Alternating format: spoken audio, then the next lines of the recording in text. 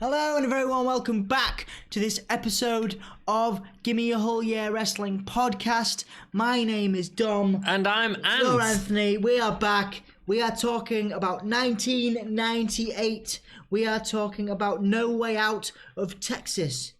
In Your House, No Way Out of Texas. You know, people always forget it was called No Way Out of Texas. Yeah. Because obviously they carried on using the pay-per-view name. No Way Out, yeah. But this one was No Way Out of Texas and was part of the In Your House brand. Cool. I'm really excited to talk about this. This is the build-up for WrestleMania 14. We've had the Royal Rumble. This is carrying on them stories, building up. And Shawn Michaels scheduled to appear on the card, however, obviously injured at the Royal Rumble. Replaced by one of our favourites, Savio Vega. Let's not talk about... You've ruined all of the gags throughout the podcast by talking about who it is. Are you going to make gags? Absolutely. I wrote little jokes as we go. And now the podcast is ruined, so subscribe and see you later. No, it's February the 15th, 1998 is when it happened at the Compaq Center in Houston. #1 UK film at the time. I bet it was the Titanic. It is the Titanic forever in this. Yeah, I was gonna say. era. I'm pretty sure this. I was like, the Titanic comes out at some point around this time, and do you guys like the Titanic? I think it's very overrated. Well, I think it was a sad story. But it's a good conversation. Oh, you're piece. talking about the film, not the. And Film, then the story was tragic. The story was tragic. I appreciate that. No, what do you think of the film? Anyway, whatever. Yeah. Well, no. What do you mean whatever? Whatever. Many people consider that the launch of Leo DiCaprio's career. I like Gilbert Grape more. Was it the thingy of Gilbert Grape? Yeah, that was good. And Critters 3, man. Leonardo DiCaprio. That was the launch of his career. Critters 3? Yeah, he's in Critters 3. All right. Cool, rock and roll. The UK #1 song at the time to get you feeling what the era was like was All Saints.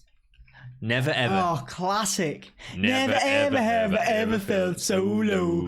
When you gonna take me out of his black hole? Something really bad. I saw the All Saints once. What? I saw the All Saints. Were they good? No. I once wrote a news article about them. Did you? What did you write about them? It was when they were coming back on their tour. They've done a comeback tour? They did a comeback tour. Yeah, they're going. They are currently touring. I think she was really attractive. Which one? They were all really was attractive. They were all really attractive. She was married to a soccer player. I think they're playing like York Racecourse, which is like fabulous, in a month or something, or a week. Anyway, cool. Rock and roll. Let's move on. Commentators are Jerry Lawler and Jim Ross for this one, and I've got a lot to say about commentary, especially during one of the matches. Video package to start off the match, basically an advert for the Attitude Era. I mean, you watch this and you're like, we're there. We're right there. Yeah. Which is fab. Austin is the renegade of authority, including the McMahon Stunner, which happened the night after the Royal Rumble pay-per-view that we reviewed recently. Go back and check that out. We had a lot of fun doing that episode. We had a lot of fun on the Wrestling Rewind episodes recently. Do check them out and let us know what you think. Funk and Cactus Jack, Hardcore Nature, talking about them. Kane burning Undertaker's coffin. Very surprised that Taker didn't make an appearance in this pay-per-view. Yeah. I really expected him to, and he didn't. Quite a lot of Kane in the video package. This was Kane at his peak, I'd say, because people still didn't know what he was. And he was being booked as indestructible. Mm-hmm. And this match in this card, I can't wait to talk about it, because although it's not the best match, it's actually wonderful storytelling. Yeah. Let's go through. It's been built on commentary. Who is going to replace Shawn Michaels in the 8-man tag match? Obviously, career-ending injury against The Undertaker, which thankfully wasn't as career-ending as we all thought. But it was a long time since we saw him again. It was 4 years, approximately, And, man, look, the person to put in the main event is a disappointment, however you look at it. What they were trying to do... We have a lot of time for the guy. You know, yeah, but massively mid-card. The problem is they're building it up the entire way through this pay-per-view. And the way they were building it up made it seem, at the time, that you was getting a WCW or ECW guy coming in and that's what it was built up to be. Yeah. And it wasn't.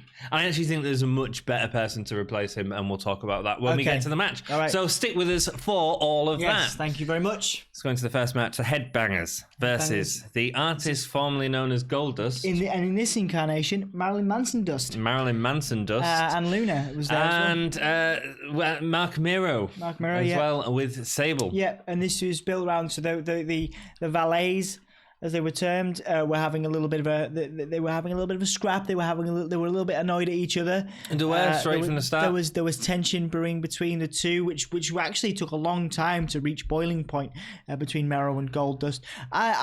We've talked a lot about Goldust in this podcast and his evolution. I thought this was great fun. You know, I remember watching this. In my nana's living. I preferred his Goldust gimmick to the Marilyn gimmick. Well, yeah, I think of course. It was just the Marilyn gimmick was this pay-per-view and then maybe a couple of those.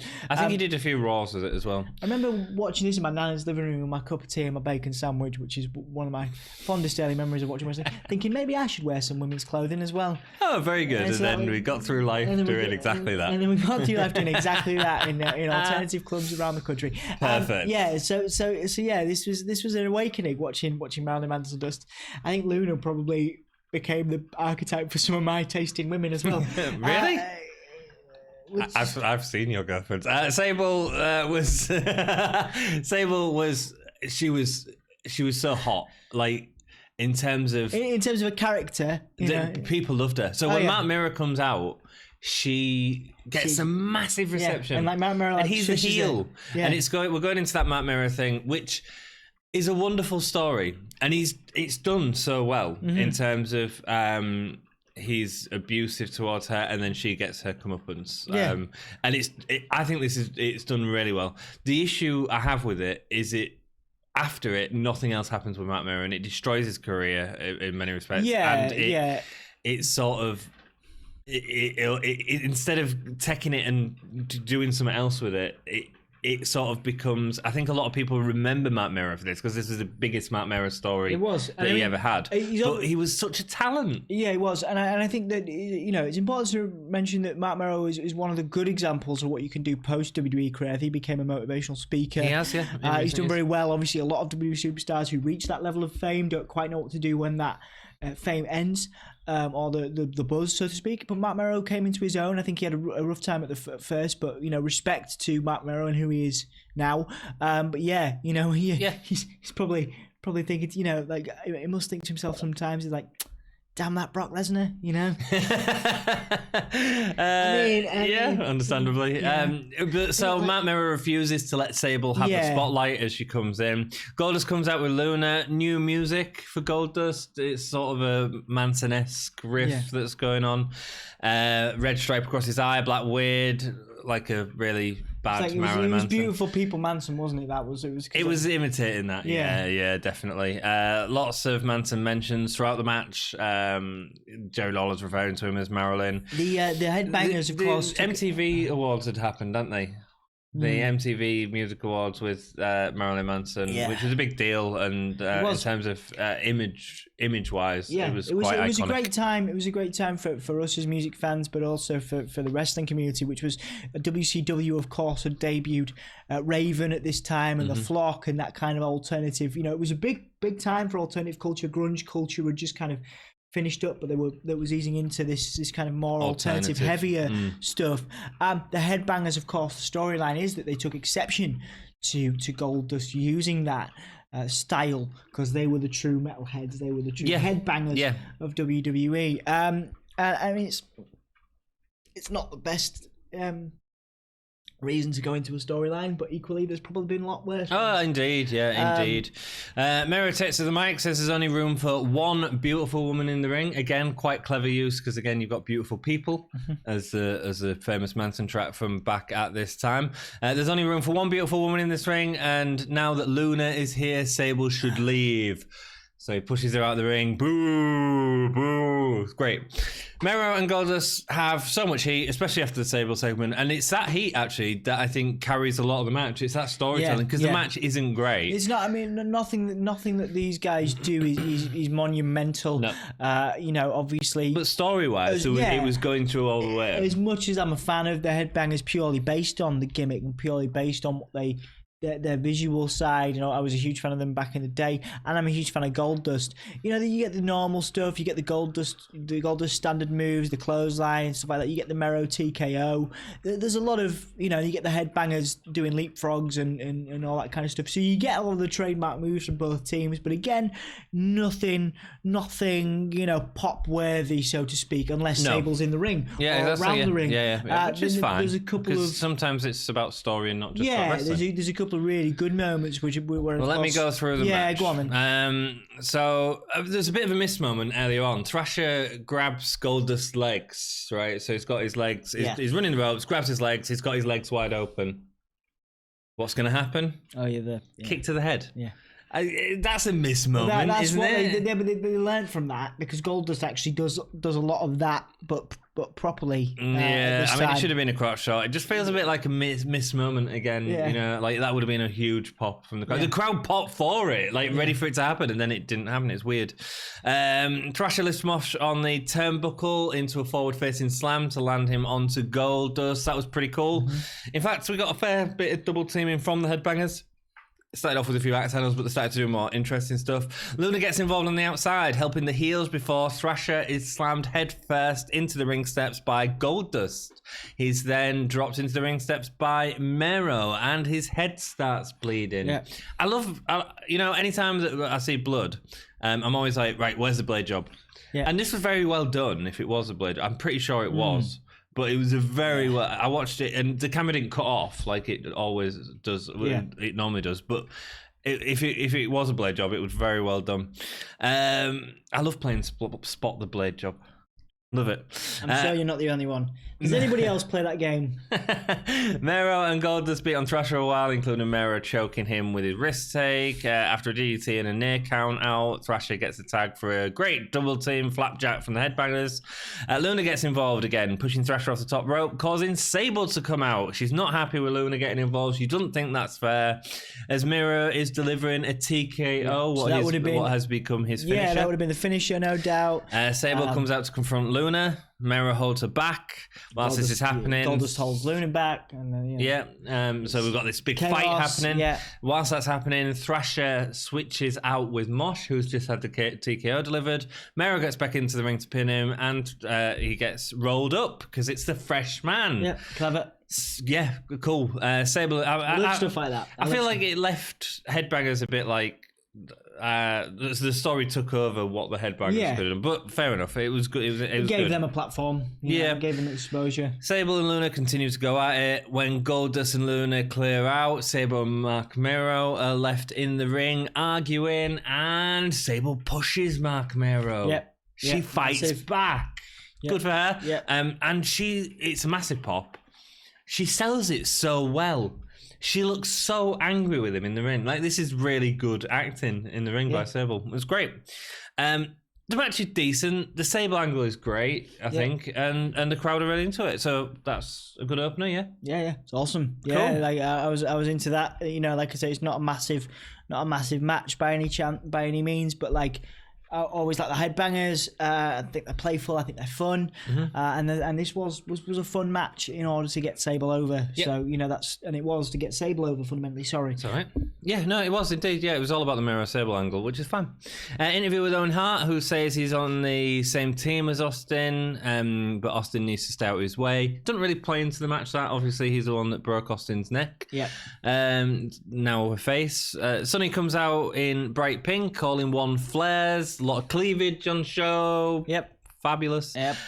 She's here to announce the next match. Nothing wrong with that. Nothing wrong with that this time. Yep. And the next match is for the light heavyweight title, which is Pantera versus Taka Michinoku. Yep. Tell us a bit about Pantera, Dom. So Pantera was with WWE for the next 2 years. He'd had a great career in Mexico, of course, with CMLL. He'd done a lot of different stuff regionally in Mexico as well. He'd won a couple of regional championships and also a couple of tag team championships as well. He was in the World Wrestling Association. Had a brief stint later on in his career in Shikara in the US, but spent most of his time in Mexico and traveling around there. This was probably his most famous stint in wrestling. Obviously, he doesn't always wear... Within Western wrestling. Yeah, within Western wrestling. He doesn't always wear those terrible tracksuit bottoms that we'll discuss. But he is still going, as far as I can gather. He's still a performer, but he's been he's been an Intercontinental Champion, just checking my notes. He's had a couple of weird ones. This is a weird one I can never understand with the lucha culture. He had a couple of mask matches where he lost his mask, but then his mask returns when he moves organizations. We talk about the longevity of the mask thing and stuff like that. So he's had a couple of times where he's had to lose the mask, but then he's regained the mask. That's interesting. But he's 56 now and he's still going. So respect to Pantera. And this, respect, dude.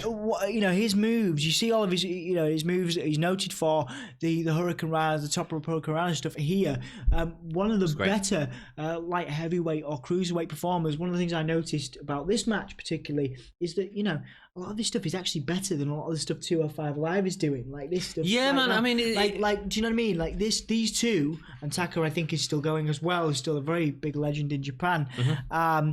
These two could rival 205 Live. This was the best cruiserweight match, the best light heavyweight match I think we've seen so far in this. Without a doubt. I mean, the only real light heavyweight match we've seen so far was with Brian Christopher and Taka Michinoku, which was good. Brian Christopher shows up here. He's obviously in a feud to the match's detriment. With massively. With Taka, they've got a huge, they've got a feud going on. Obviously, Jerry Lawler's involved in this, and the Jerry's Kid thing is going on. Still going strong. It takes away from the match. I'll let you discuss. But cool. one of my favorite matches, I think. In fact, I would say since we started this series, if I'm looking for a whole match, I thought it was brilliant, really competitive. Well, actually, it was a competitive angle that I didn't like in it. I thought that Pantera had a little bit. I don't think Taka Michinoku had enough fight back. In it is my only issue. It was very much led by Taka. The moves were incredible. Oh yeah, incredible. Like the it's like Hurricane Rana. Like it's the type of moves that you'd watch at a takeover match. Yeah, exactly. Wow. Exactly. Stuff you would see now and be like, what?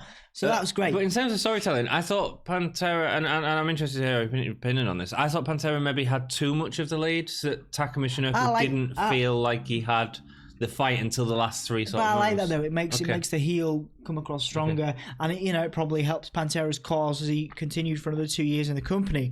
I think he needed that spotlight, and obviously he was tagging with Brian Christopher at this time as well to face Taka. So he needed that heel spotlight. Again, a bit like Hakushi, another really underrated wrestler within WWE who was doing things that was before his time. Let's go into the match. Great light heavyweight action here, man. I mean, Pantera starts off with a dive to the outside. It's the arm drag takedowns that and this isn't meant to come across offensive. Do you know, like the little dudes do? The midgets. If that's what you want. Little people. Let's not call them midgets because that's highly offensive. It's little people. It's little people. I do apologise. we have to correct ourselves. I love you getting you on the back foot. You're like, oh God, what have I said? Yeah, cool. Not meaning to offend anybody. So they do a lot of moves where they do these great sort of reversals around each other and then go into an arm drag takedown. Like this was two larger people doing them sort of moves. Pantera was sort of flipping himself around Taka Michinoku and then going into an arm drag, and it reminded me of them mini matches, which we've really enjoyed. We have really enjoyed them, from the podcast, in terms of work rate that they're doing. So that was really good to see. Early springboard from Michinoku to the outside, very early sort of thing, and then it all gets taken over by Pantera. The match is really good. Let's talk about commentary very briefly. Yeah. Christopher Lawler very nearly ruined the match completely. It's racist. Yeah. It's all about Taka Michinoku's Japanese heritage. The camera at times. So there's a overhead headlock takedown from Pantera to Michinoku on the apron. I mean, it's amazing. It's something that you'd again see on a takeover. It looks great. Yep. And for whatever reason, we're in picture with Lawler and Brian Christopher while it's happening. And do you know, you're thinking, like, you completely miss that wonderful move. From an American fan standpoint, of course, they're going to want to see Christopher and Lawler, but it definitely takes away from the quality of the match, and like I said, I don't think that's something we would see nowadays. Oh Because God, no, you couldn't get away with it nowadays. No, exactly not. You know, and I wouldn't even mention the stuff that they were saying on YouTube, of course not, because it was that offensive. Yeah, of course not. No, the video would probably be banned. Yeah, of course not. I think that's the thing. I think what you got to understand is that we're going back and we're watching this. Why we did the Wrestling Rewind series in the beginning, and the reason to do that was to go back, and we've discovered a lot of weird stuff that you would never get away with now. No, man, no way. The WWE is definitely run quite close to the bone. On times, when the internet wasn't such a tool to fight back against these things, they would have been fined heavily. They would have lost. Oh man! Legions. If this happened now, wow! Can you imagine YouTube? There'd be cases. I couldn't believe some of the stuff they were saying. Yeah, it was very. It's very cheap, and I understand it, and I understand that they probably don't feel that way, or maybe it doesn't really matter. It's characters ultimately saying it. However, it is so racist. Absolutely, and it's a testament to guys like moving. Into a different sort of topic, Jerry. One thing I would criticize Jerry Lawler for, who obviously is still on in 2020, still on WWE mainstream programming. He's obviously been heavily vetted now, heavily guided about some of the stuff he can and cannot say. JBL. Jerry Lawler. Jerry Lawler, but right? You still see. I do wonder. Jerry Lawler hasn't been able to move with the times. I like Lawler. on commentary. I think he makes it really dynamic. I think him and JR are a wonderful team. I think he adds a lot of fun. But this is just hard to watch. What I mean is Jerry Lawler hasn't moved with the times. I think he's still he's still very, guys like Chris Jericho, whatever. They can move with the times, but Jerry Lawler seems very stuck in some of the things. Obviously, you'd very rarely hear him talk about puppies now, because he would immediately lose his job. But it just goes to show you now. I think this is worse than the puppies. Yeah, it just goes to show we can mention the puppies on YouTube. I wouldn't mention any of this on YouTube. That's what I mean. You know what I mean? That's what I mean. I think it's... People forget about how bad this was. If they both had done that now, they would have both lost their job.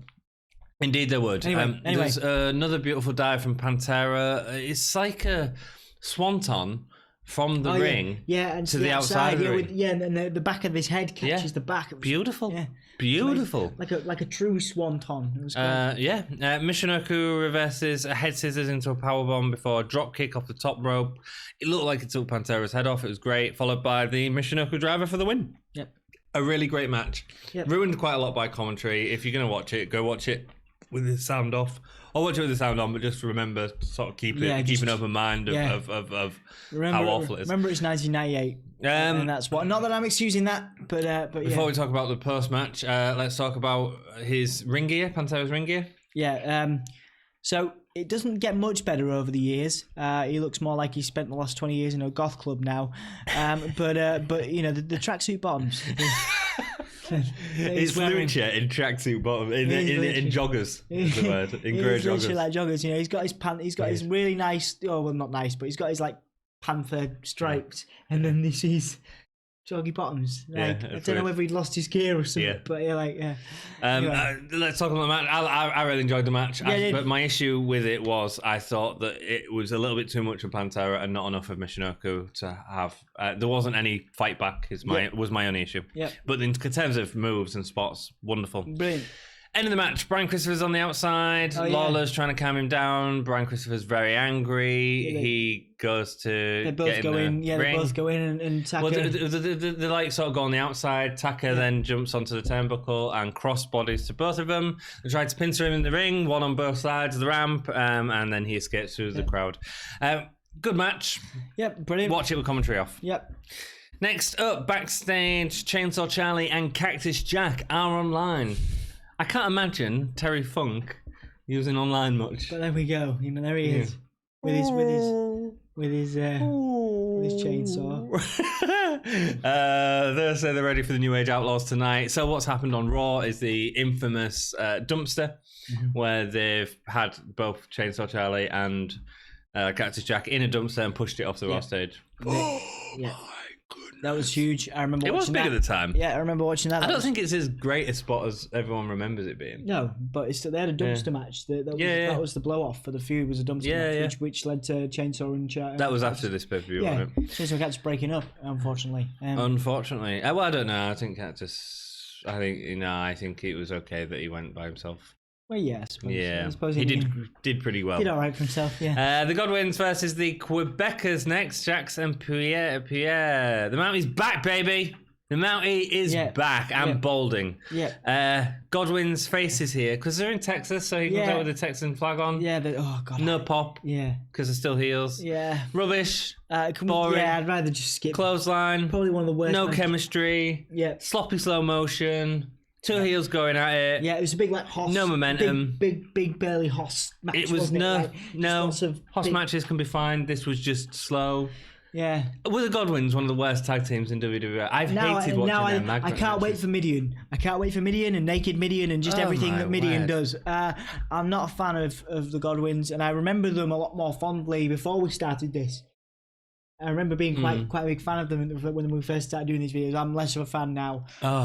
It's very slow. PCO though, who was of course a former Quebecer. He's still actively wrestling and still. I think he's a world champion now. In who are you on about? Pierre. Yeah, he's now PCO. Yeah. Yeah. Right. Cool. The power slam by Pierre, power driver. I mean, like you see, when the Quebecers are like getting the offense in, it's okay. I mean, they've put on a lot of weight since we've last seen them, or a lot of muscle mass. Yeah. So when they do the sort of finisher, when they do the flip over the top off the top rope, it actually looks quite devastating because they're such big guys now. It does. Yeah, I mean, I've got time for PCO. Of course, he's become a wrestling legend. But yeah, I've got time for the Quebecers as a tag team. Much more entertaining to me than the Godwinns.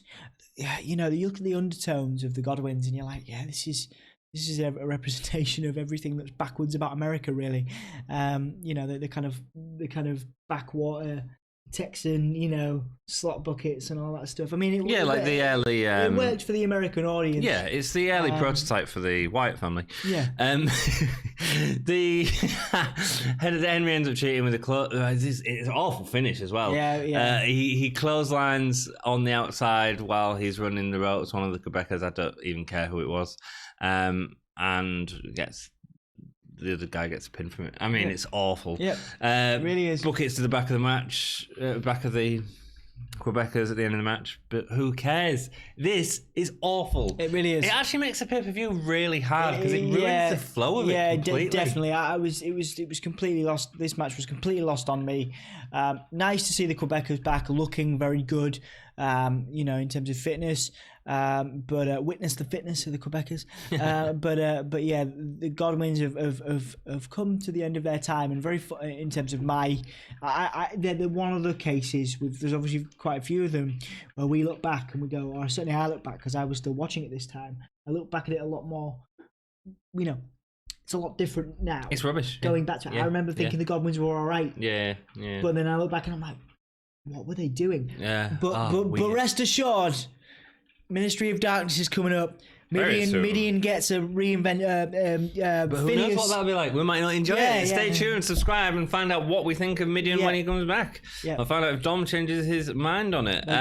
Next up, because that was awful. But what I was saying about the flow is it makes it so hard to watch because I like reviewing it and I can't just fast forward it and I'm like, ugh. I'm like, I need a break. Yeah. I'm 2 minutes in and I need another break, and then it's hard. It was tough. It was a tough going matches. There were a few of those, and I think we're about to get to. It's one of the worst. We did say this about the Attitude Era in general. We said how excited we are. There's actually a lot worse matches going back than we remember. But I think the pace is about to quicken. I would say, I would hope, with some of the matches. So let's move on.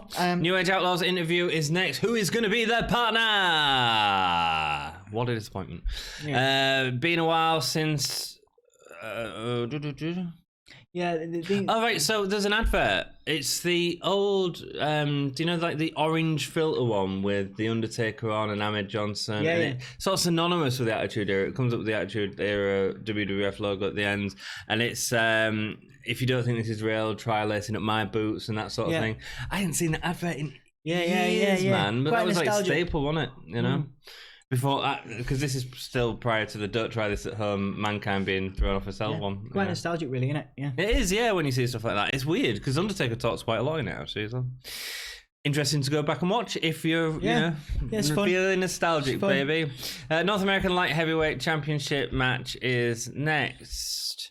Jeff Jarrett with Cornette versus Justin Bradshaw. I think it was. Yeah, it's not a light heavyweight championship match, man. It was just North a match. American. Nope. No, Jarrett had a belt. Nope. Yes, he did. I didn't see it. He had a belt. He had the yellow belt. North American Light Heavyweight. I can't remember. Let's. I'll do that. I'll do that because I just saw. I saw the match and I know it was heavily NWA themed because there was Jarrett. It might. Yeah. Jarrett was. It might there. be an NWA. Yeah, Jarrett. Oh yeah. There you go. Jarrett was. Jarrett, the NWA was having more of a presence in WWE at this time because of the work with Cornette. Jarrett and Wyndham and all that stuff. Rock and Roll Express were all a faction, and Bradshaw had broken away from that, and that's where this feud had come in. Bradshaw obviously used to be in a tag team with Barry Windham. Yeah. And Wyndham comes in at the end of this. But yeah, the match itself, I'll find this out. The match itself is okay. Jarrett probably looks the best he's ever looked. No, he doesn't. I think so personally. Really? I'm never a fan, and I've never been a fan, and I never will be a fan of JBL or Bradshaw as he is. I don't think I suppose he works as a face at this time. I think it does work, for the American fan base, fine. I think Jarrett looks better in this match. I think the idea of an NWA faction is good. But the match itself was it was North American heavyweight title. Well, North American heavyweight, but I was like light heavyweight title. Yeah, no, that's me. Don't worry about it, it's fine, because the previous match, I'm assuming. Yeah, it was. So yeah, Jarrett. Again, two guys that I have very, very difficult time getting behind. That the gimmicks never quite made it for me with JBL and Jarrett in various eras. Personality, there's no personality in either of them, and while I understand why Bradshaw became a face, and the American fans, of course, Texas, very, very behind Bradshaw, and I admire the fact that they had this idea to bring the NWA presence. Of course, the Rock and Roll Express, who are still going, impressive, impressive. Indeed, you know what I mean? Yeah. Still fighting. I think the thing with Jarrett is he was almost a poor man's Ric Flair. Yeah, I think is potentially people's issue with him. I don't think this was the best he did. I thought the stuff with 1-2-3 Kid and Razor Ramon was way better. That was really good. Yeah, that was good. Justin Bradshaw, again, another guy who was almost like, at this point anyway, because I think his JBL character later on was really good, but at this point, he's almost like a poor man's Barry Windham. Yes. From his prime. Yeah. So anyway, Jarrett enters with Rock and Roll Express and Barry Windham, but the refs send him out. Ironic again, because Bradshaw is sort of the new Barry Windham, I suppose, or trying to be. Bradshaw comes in with his bull rope, trying to beat Jarrett all the time. Bradshaw beats Jarrett with his chaps, and suddenly it felt like a wrestling show. And I don't know if that was because we'd had such an awful match that watching guys that could actually work in the ring was like, oh, this is great. But because it did look amazing in comparison to what we'd just seen. Not a slow motion match, which is really interesting to sort of see as a dynamic, because I don't think these two are the greatest at this point. Yeah. And it's certainly not the best showing, but it feels a lot better because of that awful match. Yeah. Bradshaw gets a hot opening, gets distracted by Cornette for Jarrett to take the lead. Cornette keeps helping out Jarrett during the match whilst he's going for Bradshaw, and Cornette attacks him with his tennis racket on the knee. Jarrett then starts working over the knee. I thought Jarrett. The reason I say he wasn't the best here is because I thought he was a little slow with his attacks. Yeah. Where too much showboating that wasn't getting any response. Yeah. Just a little bit too slow. Yeah. Bradshaw catches a crossbody, sends him into a fallaway slam. That was really good. The crowd go mental for it. He then powerbombs Jarrett. Cornette gets into the ring. He Irish whips Cornette into Jarrett, but Jarrett grabs the tennis racket. And he done half crack Bradshaw with it. I mean, whack. Bradshaw then takes that off him. Like, you can tell he's just angry because he's just been hit really hard. Yeah. And he really cracks Jarrett with it. It's quite funny. Snap. Jarrett's DQ'd for the tennis racket. And NWA will come in and attack Bradshaw. Legion of Doom come out to help Bradshaw. Yeah, it's fine. It works as an angle in this context.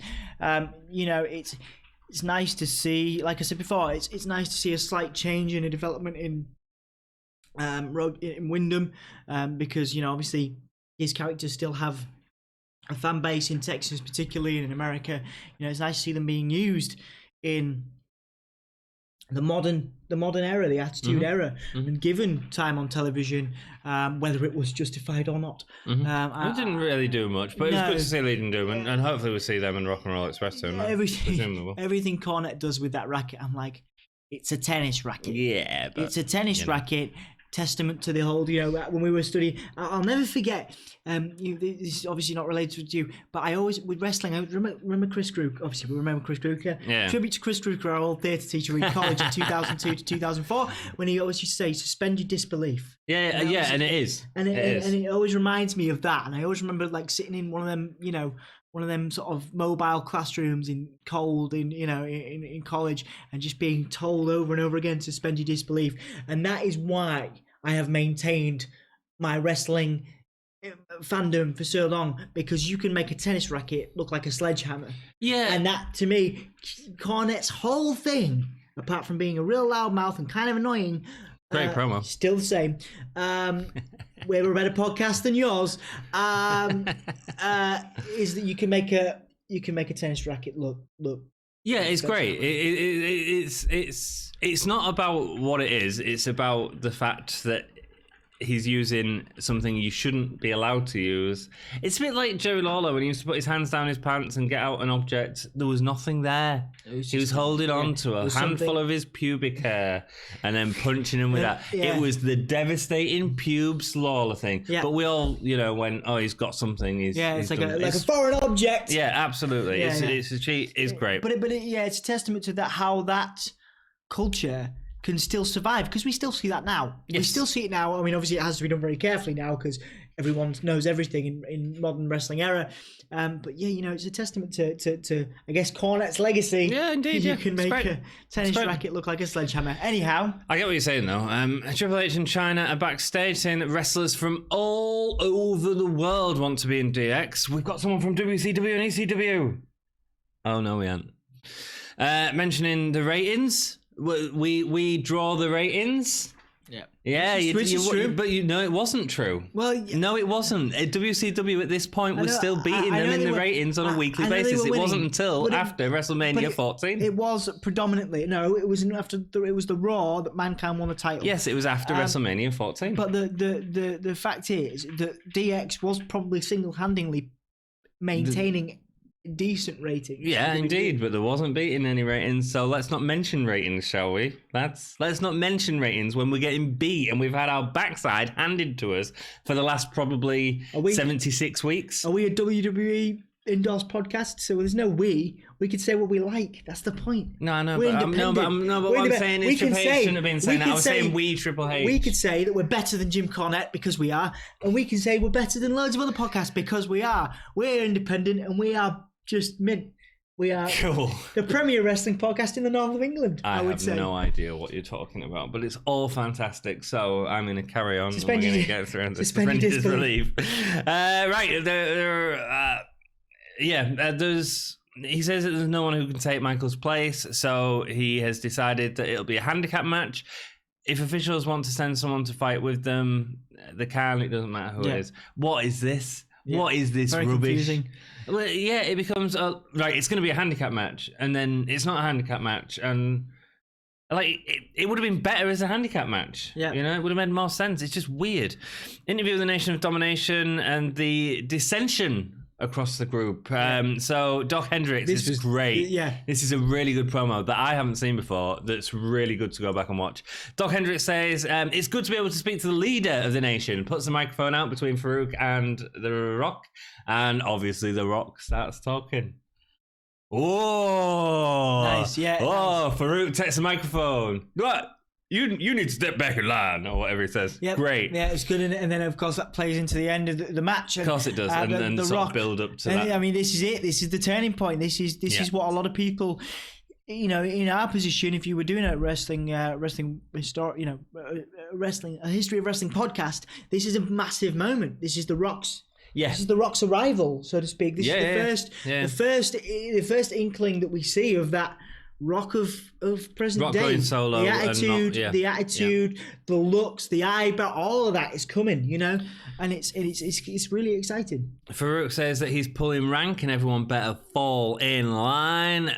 So Farouk's talking, and it's great. And I don't realise if Farouk knew how great he was being, because he's talking to Doc Hendricks.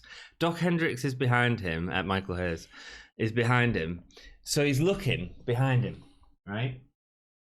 And you can't see Farouk's face during the promo, right? Which is stupid, yeah? Yeah. But it's not. I think it's genius. I think it was intentional because The Rock is delivering a silent promo talking about how he smashed Ken Shamrock's head in with a chair and just delivering it like with expressions. It's hilarious. Yeah. It's brilliant. Yeah. Go back and watch it. It's not one I've seen, and I thought it was great. I enjoy. I like I say, you look back at the kind of unsung heroes of this era, and I will fight for Farouk, Ron Simmons, every day of the week. He is one of the people, and I'm sure The Rock would say this, one of the people responsible for the Rocks. Oh, indeed, yeah. You know, and you look back at success and what success means, because obviously The Rock is now probably one of, if not the most recognizable name on the planet across media. But, you know, Ron Simmons is, in one way or another, somewhat responsible for that. He's an incredible launching pad for The Rock's career. And just, you're right, the dynamic between the two of them was great. Yeah. You know, and absolutely. it helped launch him as a star. Big props to Ron. Damn. War of Attrition matches next. Ahmed Johnson, the Disciples of the Apocalypse, and Ken Shamrock versus the Nation of Domination. I Rock, know, man. D'Lo, Farouk, Karma, and Mark. The best thing about, you know, I forget how much of a bad bottom that Karma looks. You know, you forget how long he's been around. Oh yeah, well, Papa Shango, and then the Godfather. He looks mean. He looks meaty. You know, he does. He looks meaty. You know, again, another kind of throwaway match here. I like Shamrock. I love the way, because he does it every time. Every time The Rock sells a belly to belly from Shamrock, it looks brutal. It does. Like the Bailey to belly today, and you're like, that's rubbish. He just needs, you know, someone needs to just rock it up and just throw themselves into it. D'Lo and Skulls start off. Shamrock soon comes in, starts a beat down of D'Lo. Mark Henry wants Ahmed Johnson. The crowd want that too. Two big, black, muscly men going at it. That's what they want. Cool. I mean, you know, beasts. He gets too cocky because Mark Henry sort of wins the punching exchange, gets too cocky and gets a slam from Ahmed. D'Lo then does a frog splash halfway across the ring to hit Ahmed. That was really impressive. With D'Lo too. D'Lo had a great showing in this match. D'Lo had a great showing across his career. I'm looking forward to the whole European and well, he's now actually, but I'm looking forward to his future matches because he's really good. Ahmed hits a decent spine buster onto Farouk, but when calling for a Pearl River plunge, Rock saves Farouk. The Rock gets in against Shamrock. Beautiful DDT. The Rock was really good at this point, man. Really good. The Rock delivers the People's Elbow to 8-Ball. Lots of fast tags with the Nation, each showing a skill. D'Lo, especially, I thought he did loads of moves. Eventually, he misses a moonsault, causing Shamrock and The Rock to get in. Everyone ends up getting in the ring fighting, though. It all breaks down, and when The Rock is Irish whipped basically into Shamrock, he lands into Shamrock. There's a belly to belly, which looks great, and then he's in the ankle lock for the submission. And The Rock's face during the submission is great as well. It's great. I think it's a good match. I think there's a bit of a problem with the ending in that The Rock's getting really angry afterwards with Farouk, and I don't really know why, because the spot wasn't that clear in terms of how Farouk cost The Rock, you know? So it wasn't necessarily that. I think it was more the whole get in line thing. From what I could understand, it was more because he felt like The Rock was out of line. I think it was to do with the Irish whip at the end, which was just a bit. It was more to follow up on the promo with the dissension. You know, they get into a fight. Basically, they get into a fight, and then The Rock leaves. You know, with his pride in hand, and Farouk is left to calm the rest of the Nation down because you know he knocks out, I think it was D'Lo. Farouk actually takes a swing at D'Lo. Because he's so. He does, So, it's quite weird. And then D'Lo's like, "What are you doing? What are you hitting me for?" Exactly. It's funny. Which is there's a lot of that. It was one of the greatest in my opinion, one of the best and most well thought out faction breakups in history. You know what I mean? It launched his career. Rise and fall of the Nation of Domination. There was actually talk of reforming that in later years, you know. And they were going to do another one, like I can't remember the wrestlers that were. I think it was Kofi was one of them. Big E was one. I think it was just before the New Day. There was talk of it, and maybe having Ron Simmons. Cool. I like a good faction. Yeah, you know, but I think the Nation Domination definitely had, you know, one of the better factions in terms of from beginning to end in WWE history. In terms of a 10-man tag match, I thought it was a decent match. It was okay. Next up, an interview with Austin, who doesn't care who the extra partner is. He can't wait to get into the ring and beat everyone up, but we sort of knew that as classic Austin promos. Good video package of Vader and Kane next, building up to the next match, including Kane being hit by a pile driver from Vader, and Kane setting the Undertaker's coffin on fire from the Royal Rumble. Nobody's seen Taker since, and then tonight is Monster versus Monster. I'm really surprised there was no Taker in this. Match. There's been the Vader Kane feud actually was always built pretty well. There was obviously the Paul Bearer was very much against Vader's catchphrase of "It's time," and they had they ended up burning his clock. Burning clock. It's clever. You know what I mean? And I actually quite liked. You know, we me and you are endlessly disappointed with how Vader was used at this time. Because Vader was great. You know, Vader was great. I have some interesting notes about Vader during this match as well, actually. Go on. Cool. Kane versus Vader. Vader showed no. So at the start of the match, he shows no fear of Kane, who was intimidating, and goes straight up to him. But he still can't get the upper hand on Kane. This is a really interesting thing. Vader, notorious. What was Vader notoriously known for? His punches. He was potatoes. He used to really hit people. You know, he matches with Stan Hansen where his eye popped out. You know, he used to have big, heavy matches. Not this time. He was being really light and really gentle with Kane. And I was thinking about it. I was wondering why that was. What? And was it the mask? I think it could be the mask. I think it could be the fact that Kane had been wrestling sort of like Isaac Yankem and stuff like that. But in terms of wrestling with a mask, and not necessarily just the mask, but also the hair, because Kane's whole thing was Kane wouldn't touch his hair.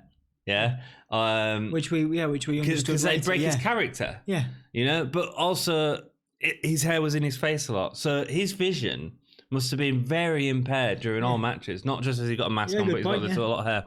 And I wonder if because obviously Glenn Jacobs it seems like a really nice dude anyway. So I wonder if he was told like, okay, you can't hit Kane like you'd hit others because he won't be expecting it, and that can be dangerous. Yeah, good point. Yeah. So I wonder, and it's just one of the things I was watching. I was like, that's really interesting to see Vader looking after someone. I think it was one of the strongest feuds he had at this time. Very interesting because I know he did a few shoot interviews towards the end of his career and his life, unfortunately. It'd be nice to go back. I might go back on YouTube and watch some of the Vader shoots and see if there's any discussions about this, because it was a prominent feud in his WWE career. And it's very different to see Vader not hitting the hell out of someone. Totally. Cool. It's also, that's the other thing, the other potential reason. So if Vader was hitting him like Vader hit people, would he have? He would have had to sell the punches because it would have hurt.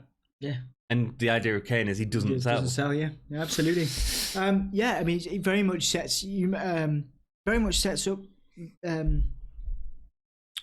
Vader is indirectly talking about another guy who is, indirectly responsible. Obviously, we talked about Ron Simmons being somewhat responsible for the Rock and his legacy. Vader is indirectly responsible for Kane and it's an important time for Kane, this, in terms of building up that monster. And, The Undertaker, we're saving that for WrestleMania. I assume that's WrestleMania 14. So we're saving that. Undertaker's gone off, so we're going to bring him back at that and have the big blow off there. Mm-hmm.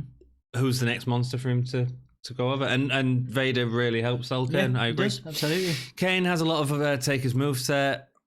chokes especially. There was a really nice moment where the whole family resemblance. Vader does the Vader salt and stuff, and really impactful moves. And Kane sits up.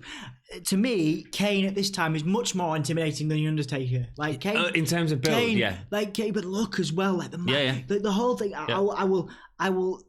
When I was a kid, right, whenever I saw Kane walk to the ring, because I've got this fear. I'm very, very wary of saying this to Anthony on camera or anytime because he'll definitely exploit. I will absolutely exploit it. I have a fear of. Here we go. I have a fear of people with zero emotion on their face or like walking slowly towards me. It freaks me out. My mum used to do it as a joke. It sounds like I was, I had a great childhood, but my mum used to do it as a joke. She used to walk into my bedroom and just walk like a zombie and ever since then, if I watch like the Halloween films or anything like that.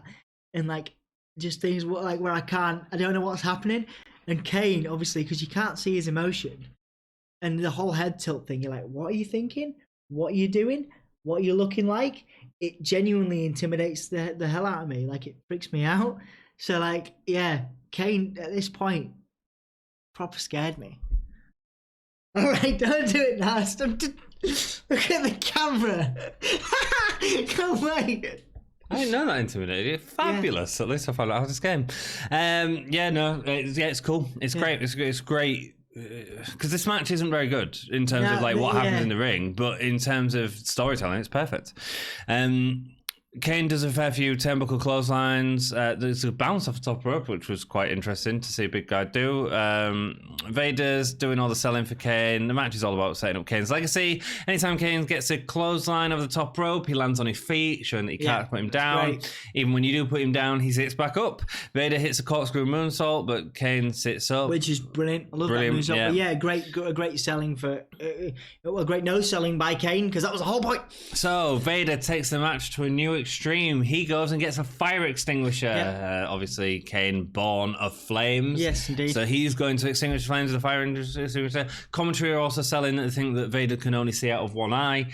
So the idea is that he'd be blind. He uses the blindness to deliver a powerbomb in the ring. Massive guy to powerbomb. Vader was so strong. Kane sits up after a powerbomb, like no-sells it, delivers a choke slam, followed by tombstone for the win. The arms go up, fire ups in the corner. Kane takes it's the fakest wrench you've ever seen.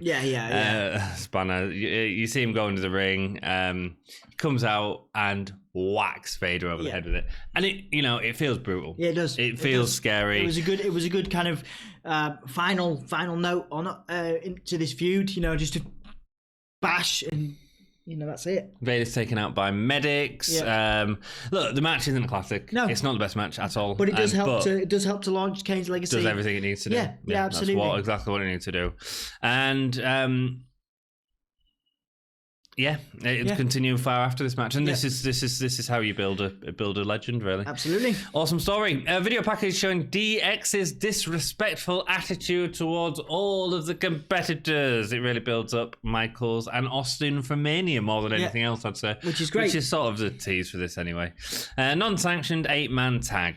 Hardcore 8-man tag. Fine. Feels like a lot of people in, but I would have rather.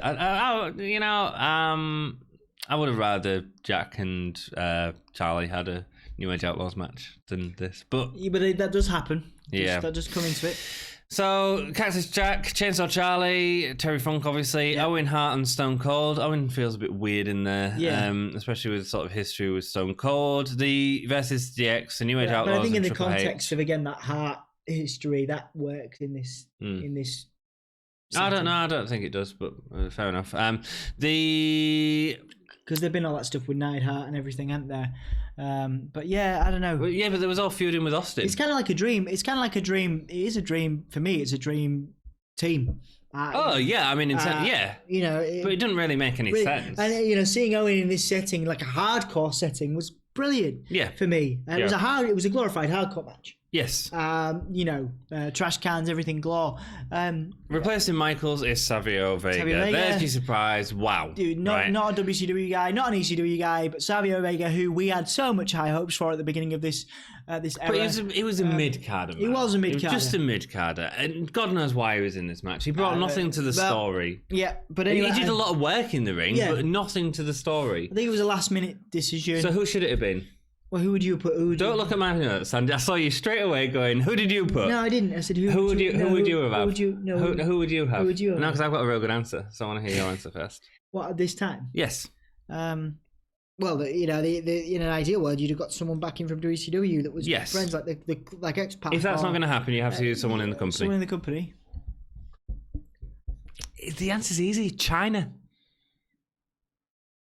All right. Put China in the match. Can you imagine the stuff she could have done with Owen Hart? They weren't ready to do that yet. They only by came. By the end of the match, she was taking a stunner. Well, so maybe that was the turning point. But honestly, put China in the match. Her and Owen Hart would have had some great work together. They would have done. They would have done really good. I think they do actually in a couple of in a short period of time. They do start to work together a bit. So what on earth is going on with Owen's music?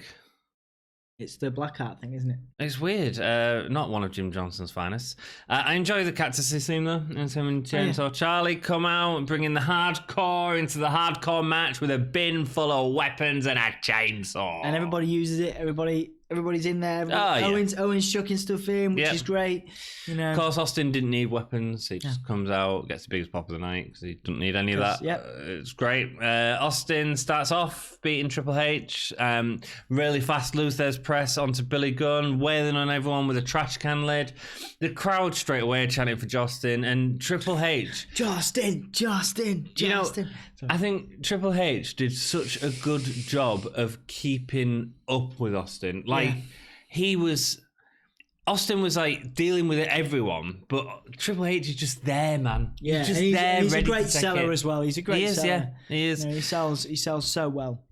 Austin breaks a broom across the back of Triple H whilst Cactus hits Road Dogg square in the head with a tray. There's so much going on. It's hard, but at the same time, there's so much going on, but it's also hard to take your eyes off Austin because he's the focus. But of course, there are some magical moments for Cactus and Chainsaw in this. Later on, once the match starts. Yeah. Billy Gunn is power slammed to a table by Owen Hart. I think Chainsaw Charlie tried to put him to the table first, but it didn't break. So they managed to call it on the fly, and that's cool. Funk was hilarious. Yeah, he's great. Getting hit by a trash can over the head, and what's he doing afterwards? He just.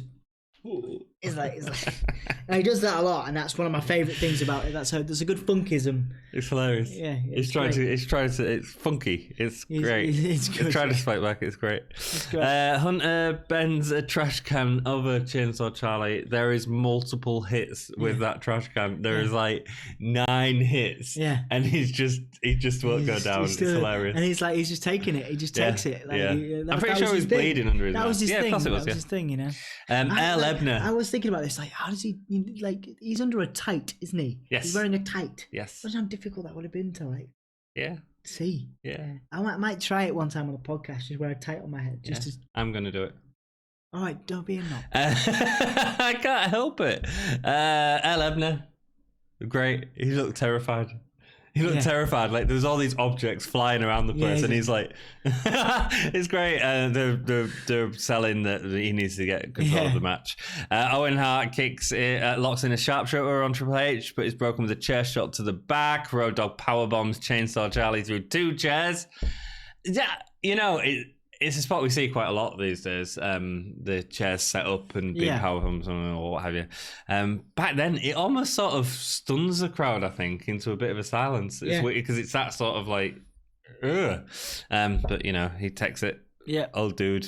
It's awesome. Man. Yeah, it's great. And then it actually turns into a tag match, which is cool. Yeah, it's cool. It's a great opening. It's a nice transition. Yeah, amazing moment. So Billy Gunn comes in to help Road Dogg.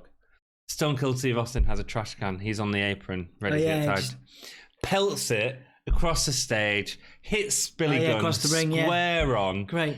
The crowd pop, it's amazing. Billy Gunn sells it perfectly. Just straight away, this flying object is pelted at his head. And it's only a trash can. I mean, it's a piece of aluminium foil. Yeah. But it looked visually great. Stunning. Great. Hilarious. I think that was one of the best moments of the night. It was funny as anything. Cactus Jack locks in a mandible claw on both the New Age Outlaws, but Triple H breaks it up with a low blow, and it's a hard one. Yeah. DX punished Cactus Jack, wrapping him in Savio barbed wire, wrapping him up in barbed wire, including choking it in his mouth, which crowd got, oh, don't do that. Yeah. And multiple concussion-inducing chair shots to the head. Looked a bit nasty. Yeah. Eventually, he ducks whilst Gunn is being held up. Cactus is being held up by Road Dogg. He ducks, Road Dogg squaring the head. So he gets a tag on Austin, who can take everyone on, no problem. Stunner to Road Dogg gets the win. Stunner to Billy, then clears him out. Whilst Austin celebrates, because none of the other faces get to really celebrate. It's just Austin celebrating. That's the mission, isn't it? That's the goal. Keep going. This is, and then obviously Cactus and Charlie have their New Age Outlaws feud coming up. Well, it's just sort of in the middle of it now. Yeah. So, whilst Austin celebrates, China squares up to him, face to face, pushing him back. He tries to leave. He's not going to do any of this now. Yeah, he's like, I'm not going to do that yet. As he steps out the ring, China flicks him the fingers. And Austin didn't too much appreciate that. China turns his back and he stalks her a little bit before delivering a stunner. So China turns to Hebner to have a go. I think Hebner's warning her against it, but she's like, Hebner says, turn around now, please. Yeah.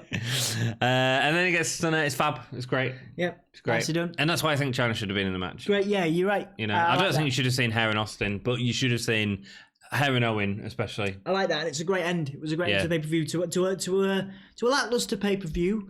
It was a fun match. Yeah, it was fun. The match was good. Like I say, there was I wish Triple H got involved more. Yeah, this was the most solid match, I think. It was the most fun match. There was not a lot of good matches on this card.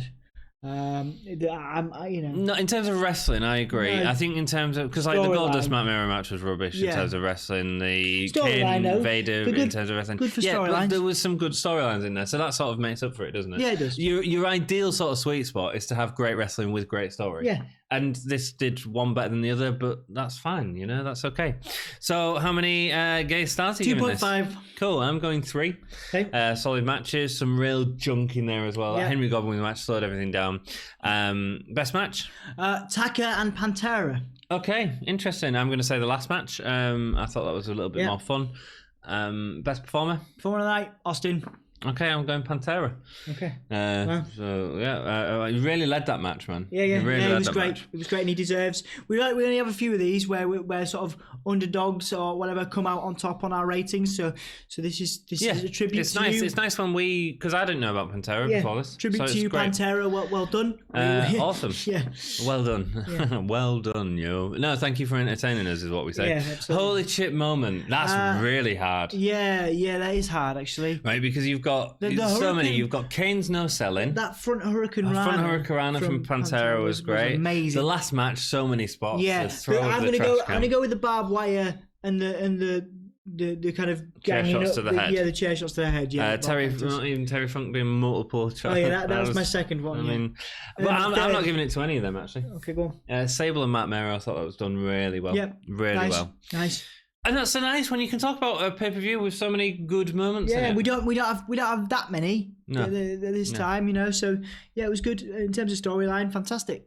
So yeah, you guys have stayed with us for a very long time. Thank you so much for watching. We hope you've enjoyed it. Please hit the subscribe button. We've got loads more videos coming up. We always enjoy doing these. We're still going.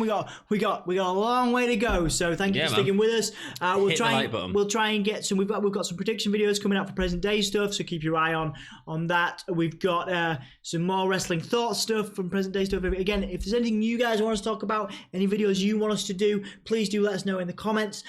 Don't forget to subscribe, like Anthony said. Don't forget to check out, if you want to support us, don't forget to check out our merchandise modelled by Anthony here. I'm pretty sure I'm ripping some hair from your chest. You are indeed. But I'm going to stare at you. We've got cups. Don't do that. We got cups. We got merch. You're so weird. Stop it. Anyway, don't forget to keep it gay, guys. And we'll see you again really soon. Go away. I will hit you over there. I didn't realise that scared you. That's awesome. Until next time, keep it Gay! I missed the button. We're still live. Alright, fine. Bye. I missed the button again. I can't click the button. Just makes it awkward, doesn't it? It's fine. So I'll try it again. Let's do it again. Say something. Thank you for listening. Don't forget to keep it gay.